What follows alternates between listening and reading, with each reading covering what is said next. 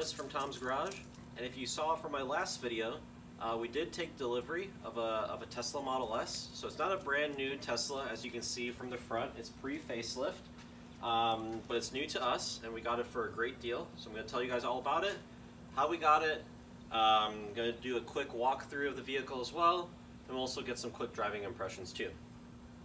So we bought the Tesla back in January. So if you notice from the video, we're in June right now, and in the previous delivery video there was some snow on the ground. We had a freak snowstorm in Texas last winter. So that video, I actually recorded it, it was like the first week of January. We placed down our deposit to buy that Tesla just before Christmas, did some traveling, and arranged delivery right afterwards. So we bought the Tesla from Vroom.com. If you haven't heard of Vroom, it's similar to Carvana. So Vroom, Carvana, they're competitors. And what they are, they're online car dealerships. And what they promise is a hassle-free car buying experience. So similar to CarMax, except you don't even have to go to CarMax. So you don't haggle for the price. Everything's clear up front, and they can handle all the financing and do everything for you.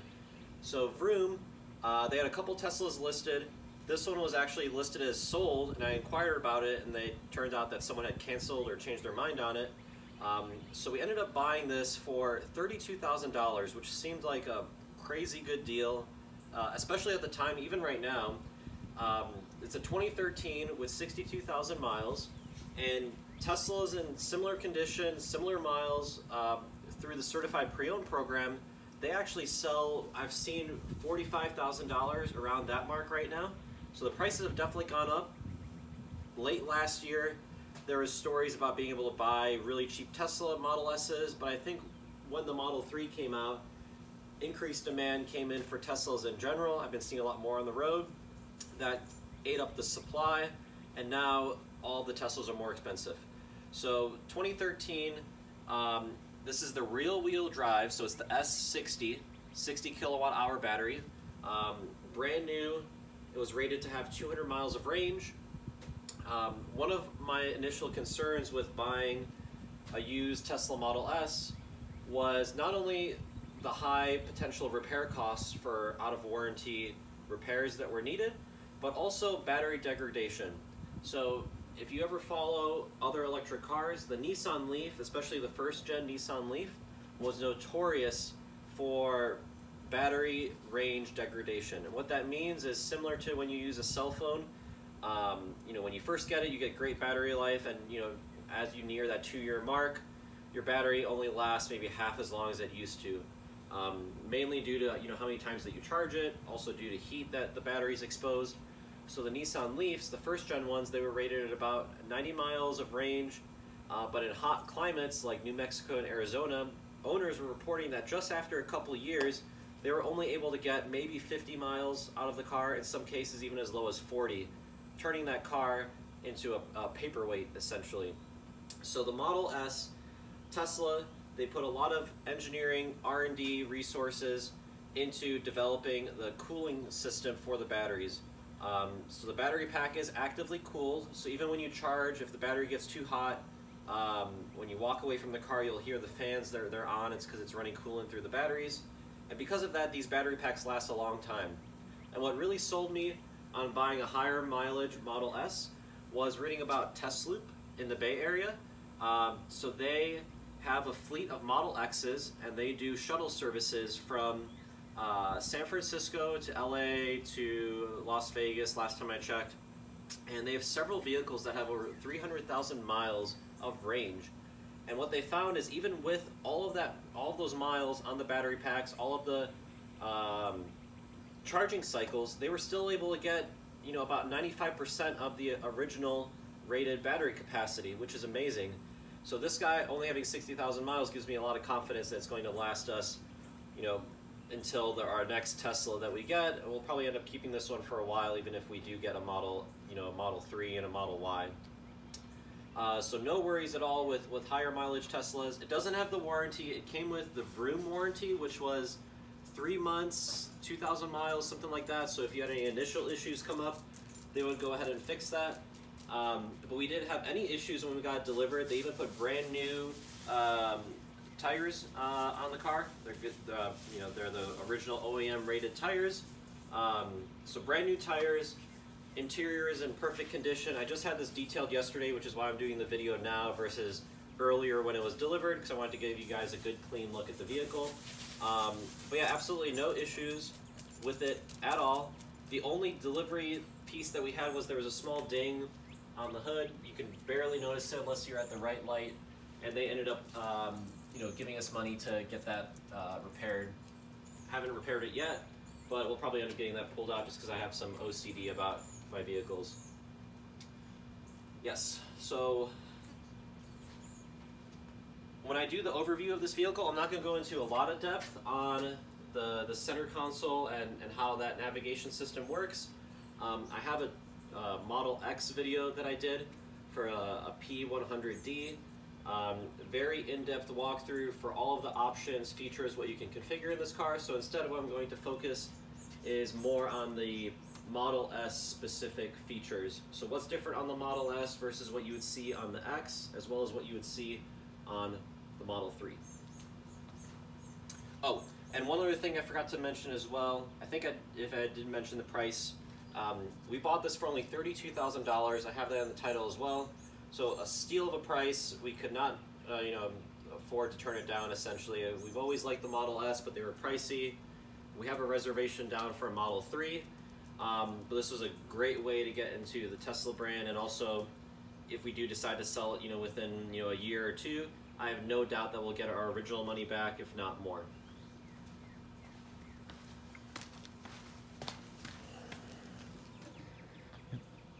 All right, so a couple things that you'll notice while I adjust this. Yep, so a couple things that you'll notice on the car compared to the Model X. So this one, being a 2013, is the pre-facelift. So it has like the black faux grille. It's not a real grille. They just did that just so it, you know, didn't scare people when the Teslas first came out, that it looks that different from a regular car. I'm gonna pull this out into the light so we can get a better view. But before I do, just wanted to show and talk about the door handles. So this is probably one of the most distinctive features on the Model S. So when you get close to the car, the door handles actually present themselves, which is pretty cool. They're very easy to use. You just grab that, it pops in. And then when you walk away and the car locks, they pop back in. So they help mainly, I know they help in terms of aerodynamics, so it gives you a little bit better efficiency. But I think really Elon just wanted to, you know, make this car as technologically advanced as possible, and the door handles were a great way to show off the engineering of the Tesla team. The only bad thing with these door handles is if you do have an out-of-warranty repair, out of everything on the car, the door handles are the piece that is most likely to fail. What happened was when they designed these, they used plastic gears inside, and that's what retracts and extends the door handle. And those plastic gears have a tendency to strip out. I'm not sure why. They might have figured it out now. They might have replacement parts, but for the original Model S's, those plastic gears would strip out, and if you were out of warranty, it would be close to $1,000 repair due to the labor involved to pull the part. The part itself is very cheap. It's just it's a labor-intensive job. So that's one thing you need to watch out for on a used Model S. So going to the back of the car. So the charging port is very similar to the Model X. The only thing that this one doesn't have is that the door does not automatically close. It will open. So if you pull this out, you just hit the door handle or the locking handle. It comes out, the light turns blue, means it's ready to insert. If you close it, it'll stay locked. You can remotely release that from within the car on the head unit. But what's cool is you can also just hit twice on the charger and it opens it up, and you can put the charger in, locks it, and then once it starts charging, green means it's ready to go. So I'll get this guy pulled out. But before I do that, I'll also point out my charging situation. So when we first got the car, We just use the standard 110 outlet. So when you have the mobile connector, it gives you several different plugs that you can use. So we used the 110 adapter and it worked fine for a while.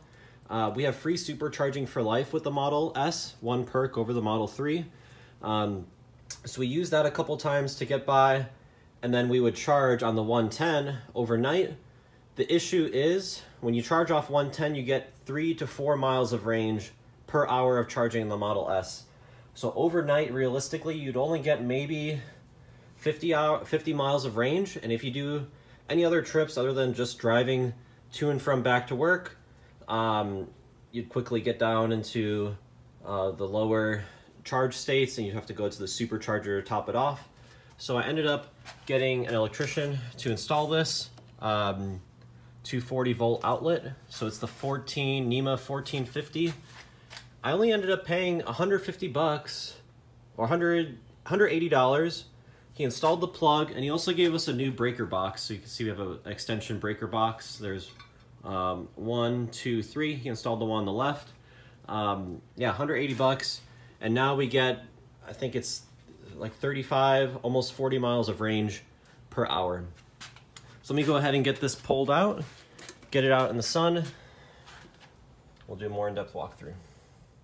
All right, so walking up to the car, as I mentioned, the door handles present themselves. So unlike the Model X, the doors don't self-present. That was one of my favorite features on the car. You can see that in the video where the doors would actually open for you. Really cool. So in this one, you have to, open the car door like a normal person, I guess. But that's all right. That'll do. Inside real quick. My iPhone keeps on overheating. It's about 100 degrees where I'm at right now.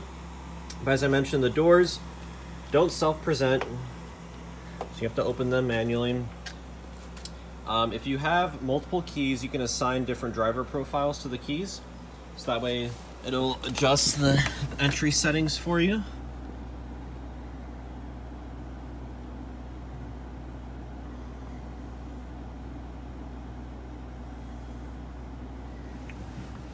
Yep. So we get into the car. You can see it's fully charged here. I charged it up to 90%. So in this case, it's 171 miles. The AC automatically turns on for you. Yep. You can see it's on my driver profile, Thomas. It has an easy entry mode. If you do easy entry, it'll move the seat in a more comfortable position for you. But first impressions, it's almost identical, I would say, to the Model X. So the Model X that I was in was very nice. It was $170,000, so it better be nice for the price. This guy is significantly cheaper at $32,000. You could pretty much buy, I don't know, what would it be? You pretty much could buy almost 6 of these Model S's for the price of one ludicrous P100D Model X. I'll go ahead and I'll take this guy and save the money for, another Jeep and other car projects. Better use some money in my opinion. So backing up, I'm just moving the car around. So backing up, you can see it's got a very crisp rear view camera. It's one of the first things I noticed in this car. I can't remember if it was the same in the Model X. I think it is. But early reviews of the Model 3 complain that the camera was nowhere near as good as it is on the Model S and Model X. So I'm happy to report that we've got a great camera, backup camera on this car. I mean, for 2013, that's fantastic. So hopping out of the car, we'll go ahead and look at some of these external features. So this is it has the standard 19-inch wheels.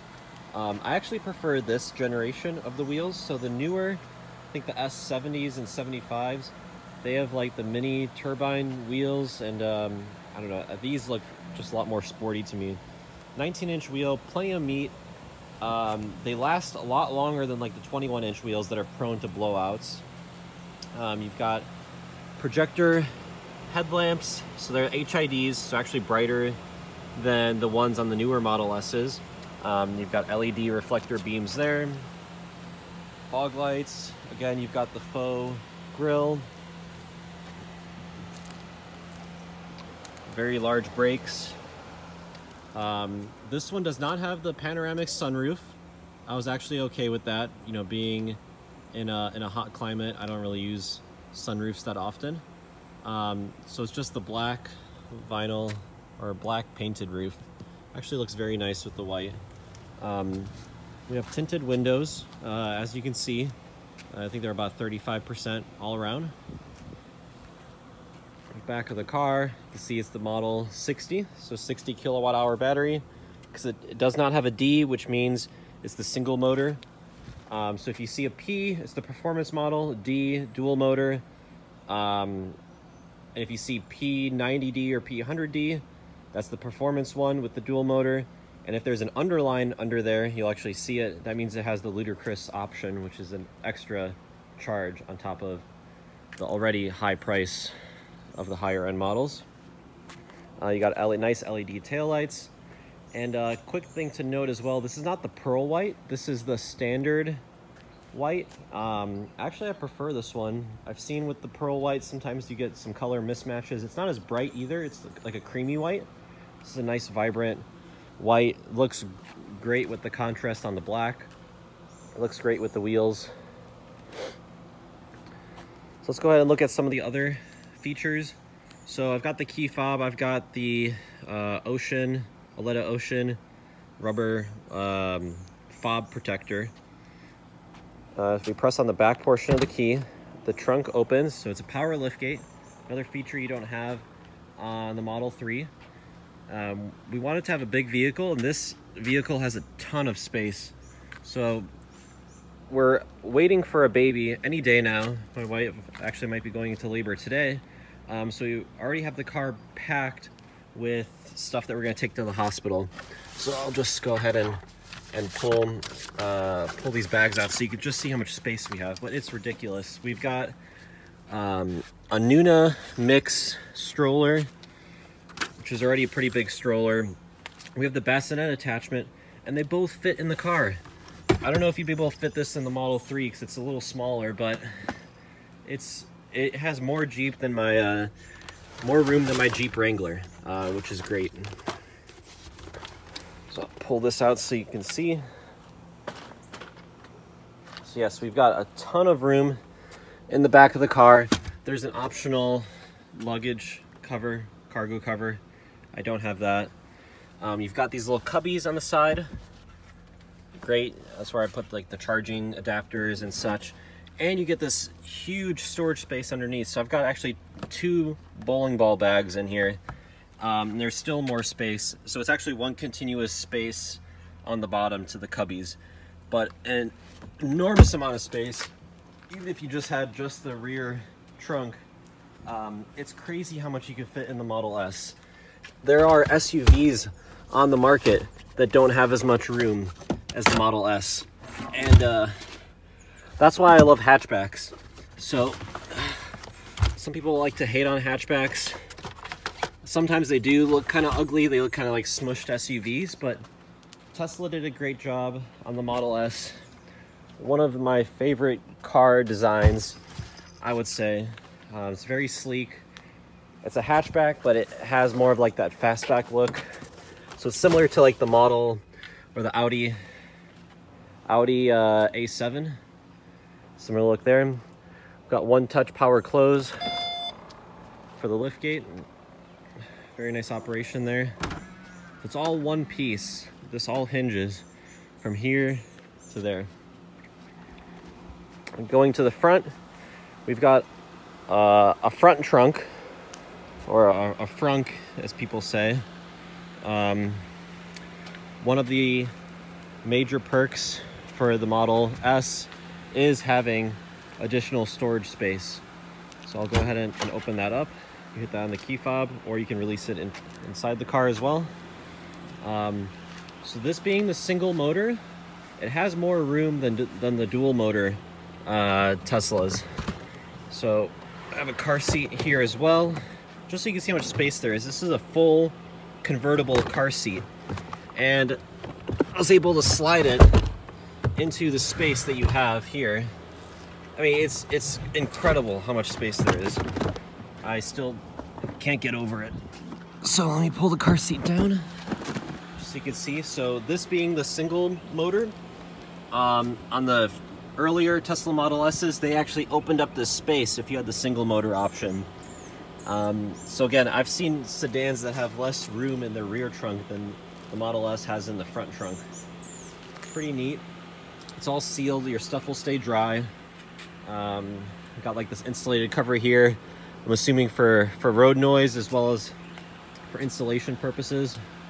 One thing you have to be careful with these cars is when you close the hood, and you can see it is held in place through the hydraulic arms.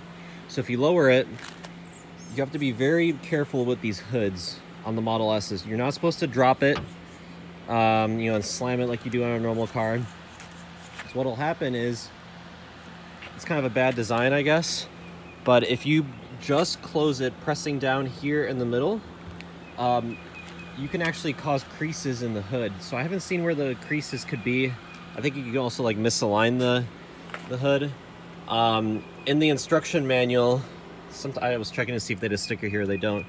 But in the instruction manual, what they actually tell you to do is when you close it, you can close it to like the first latch, but then to fully close it, you're supposed to put one hand on that side, another hand on this side, and then close evenly. So I'll go ahead and do that right now.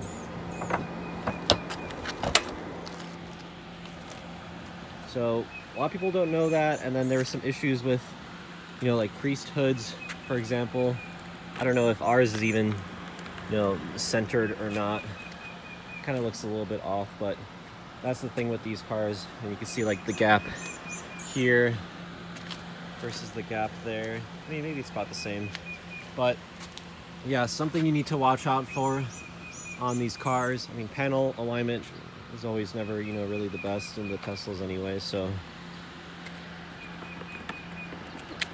A ton of storage space. I mean, if you have kids and you think that you need like the Model X because you need a lot of space, I think you only really need the Model X if you need the 3 rows of seats. There is the option to get the rear seats. They have rear facing seats that fit in the trunk, and because you have that little footwell where I had the bowling balls, that's where the kids' feet would go. They have extra frame reinforcements to make it safer in the event of a crash. So you can actually fit, you know, 7 people in this car, or 5 people and 2 kids. But in that case, it really cuts down your storage space. So I'd say unless you really need to regularly carry 7 people, the Model S is a huge car. I mean, it's longer than most cars. It's like the size of like the BMW 7 Series. So it's gonna fit, you know, almost anyone's needs, no problem at all. Ton of storage space. I think the Model X maybe has a little bit more clearance, but really, I don't think it's anything to write home about in terms of like off-road clearance. So looking at the back, I've got Ace here. It's very comfortable in the back. I'm 6'1". I have my seat basically all the way forward, and you know, it's pretty comfortable. Like, I'm not squished by any means. I'm sitting all the way back. You know, headroom is at a little bit of a premium. I don't know if you can see, but if I sit all the way up, my head's kind of hitting the roof. That's one thing I read on the Model S versus the X. They state that the S versus the 3, they state that the 3 has more headroom, but the S is wider. And I think that's true. I haven't actually sat in back here for a long time, but if you slouch back, then it's more comfortable. Then it's more comfortable. You've got vents in the back, which is great for keeping the little ones cool in the back. My Jeep Wrangler does not have the vents in the back. There's no center console that folds down, no armrest. Carpet interior, I don't have the all-weather mats, but they do great. You have the window switch here, open and close. And then you have standard, you know, what people are used to, door handles. They're not like the, you know, the push buttons that you have on the Model 3, for example. Alright, so you can see this car's in great shape. There's only like maybe a couple points where you have some like wear, but It's nothing out of the ordinary for a car with this many miles. So right now we've got 67,000 miles. As you can see, it's in excellent shape. Yeah, we've had no problems at all with this car from the 5,000 miles that we've driven. We have like the cream leather seats. I think they call these gray. They're pretty much white, but a little darker. We like them better than the pure white seats that you saw in the Model X video, because these will stay cleaner much longer. The ones in the Model X, we have a dog, we've got Ace here, and we have a kid on the way. Those seats will get dirty very quickly, and they're a bit difficult to clean. Looking in the center, the Model S, we've got our armrest, and you can move these things forward or backwards, and you reveal 2 cup holders, so that's great. You've got a 12-volt charging port, USB port. There's a dock here, so depending on if you have an iPhone or Android phone, they sell replacement pieces so you can put them in. This folds down, so you can close that off. You can close it here for a completely closed console. So this console does not come standard on the Model S. I think it does now, but when this car came out, this was an option. I think it was $1,000 or $2,000. If you did not have this, you just had like a rubber tray on the ground and you had some empty space here. So this is nice to store things. You do have to watch out for losing like wallets or phones in this space. So it's kind of like a hidden shelf. My wife actually like lost her phone or wallet there. We thought she had left it somewhere. Found it a couple months later under there after we had replaced all the credit cards. So that was fun. If you open this, similar to the X, you've got these kind of goofy adjustable cup holders, so you can take these pieces out, you can move them if you need a bigger cup, or if you want to move it forwards or backwards, you can do that. But plenty of storage space. There's no door pockets, as you can see, which is kind of funny on a car like this, but the center console space makes up for it. If you hit this button here, opens up the glove box, similar to the X. A good sized glove box. This being the standard roof, you can see you get a bit more headroom. There's no sunroof. That works great for me, actually keeps the car nice and cool. You've got the normal visors. There's no mirror, or there's no LEDs on these. You just have mirrors. It looks a little cheap, but I guess they have to, you know, watch their costs somewhere on the car. I love the center or the rear view mirror. It's borderless, so it looks great, just kind of floats in place. You've got the speaker here. I think this is used for, this is where the Bluetooth speaker is located. We've got LED interior lighting, has that package. Had the tech package as well. Let me slide over back to the front of the car.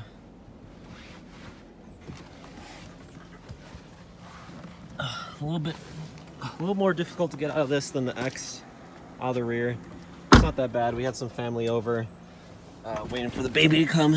We've been driving them around in this car. They haven't had any complaints. They love the car.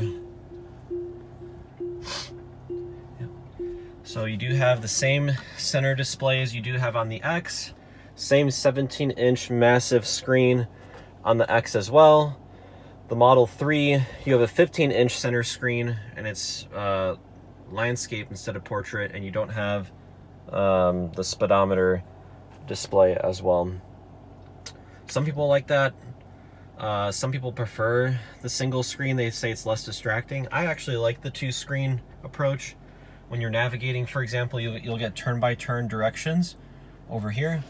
You've got a summary of your previous energy usage, and you can like sort through some menu items, set the temperature, turn it on, turn it off, fan speed. So similar to what we saw on the X. So I'm not going to go through all these features here. Same way to get into gear. The one difference I'll point out, this car does not have Autopilot. I did not opt for Autopilot because similar cars with Autopilot were coming at about a $30,000 premium. While I love the idea and I loved it on the X, I'm really holding out for the full self-driving. There's been a lot of stories in the news with people over trusting Autopilot. And it's true, they were probably not using it in the proper fashion, not paying attention, but it's an extra temptation. You know, if you have the option to, you know, have the car mostly drive itself, you're going to end up using it and you're going to slip up. No one's perfect. So I'd rather just not have that temptation, wait for the full self-driving. And I also saved myself, you know, $30,000 on the car. Everything else is identical. So instead of having the Autopilot turn stock, instead this is the cruise control turn stock. And the way that it works is you press in, orange means it's ready to be activated, and it's pretty simple. So what you do is you get up to the speed that you want, you either press it up or you press it down, it locks in that speed, you'll see it on the speedometer, and then if you want to go faster you press up, if you want to go even more faster you press it more up, it's like 5 mile/hour increments, same thing for down. And if you want to cancel it or resume, you press forward or backwards. So very easy to use. And then you've got, you know, your windshield wipers, headlights. They're automatic headlights. They're set through, the settings are set for that in here, as you've seen in the Model X. If you want to do the high beams, you hit that. You can actually hear, I don't know if you can hear it, but I hear it. They're HID headlights, so when you do the high beam mode, it actually moves the projector up or down. So you don't have two separate bulbs, so it's instantaneous. Yeah, we've got heated seats just like we saw on the X. And let me take it out for a quick spin right now. So I popped it into drive. So that's all you do. There's no shifter. If you want to park it, you hit the end here, put it in park. That pops out the door handles. If you want to put it in drive, you press down, reverse, push up, puts the reverse backup camera on. So put it in drive. I'll just do a quick drive around the neighborhood so you can see. So it's very smooth. The 19-inch wheels ride great. Another feature that we don't have on this car, which I think is a plus, is we don't have the air suspension. The adjustable air suspension was a feature that I showed off on the Model X. Instead, this has the standard coil suspension, but it's very compliant suspension. So it's not overly bumpy. It's very smooth. It handles great, and it's one other part that you don't have to worry about potentially breaking or having to replace in the future.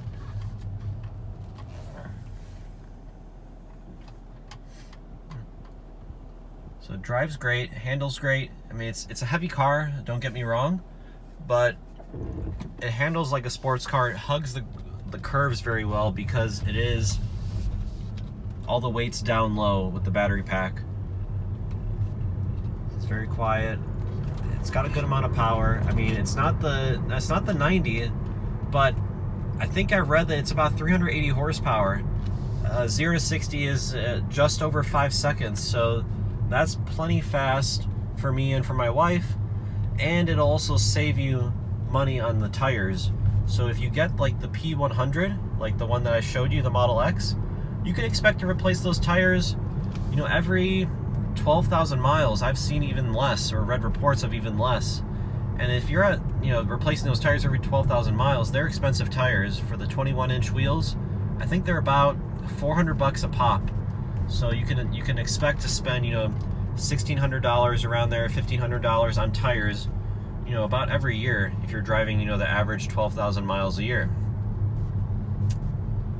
So these tires, because the car has less power, they will last, you know, I'm gonna guess 40,000 miles, maybe more.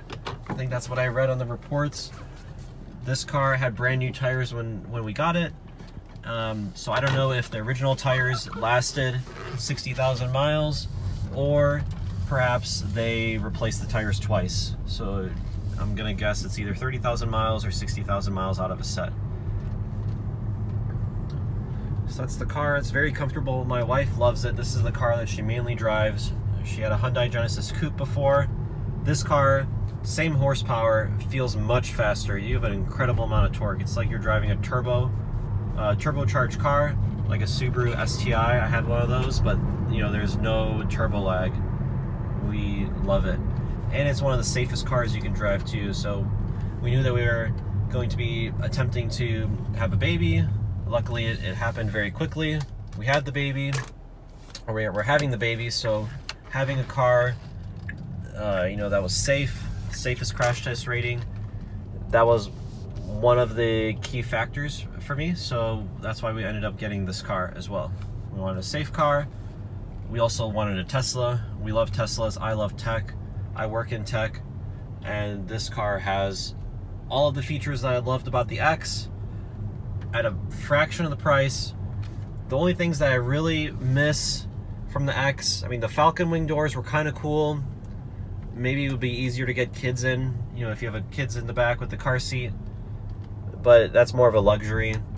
The air suspension was cool, being able to lower and raise the height. Like if you have a steep driveway, like we do, if you do end up scraping, what it does is it'll allow you to save that setting, so it'll automatically lower and raise the car when you need to.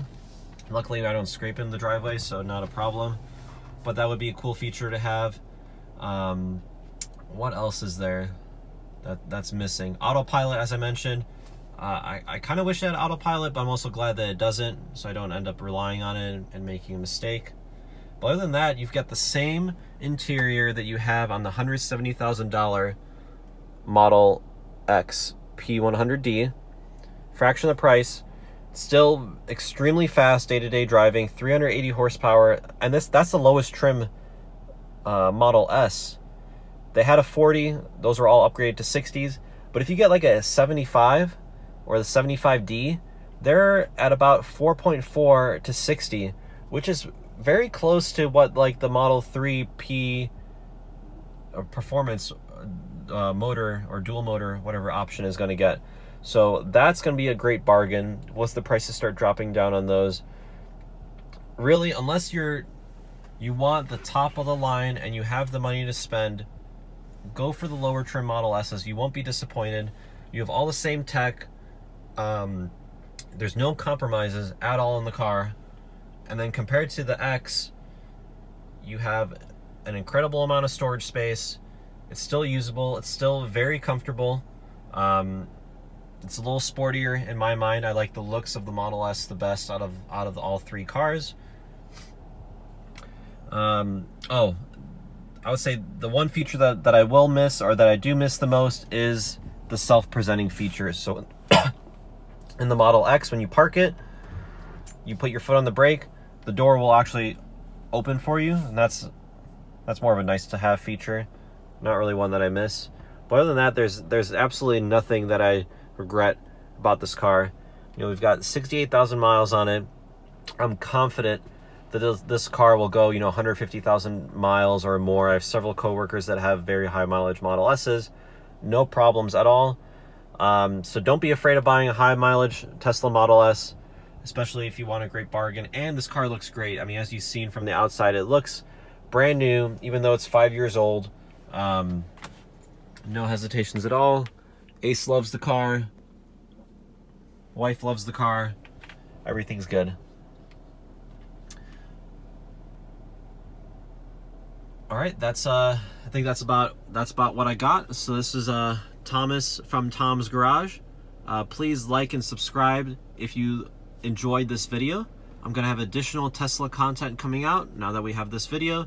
I have a Model 3 that I've reserved, and it's actually ready to be configured.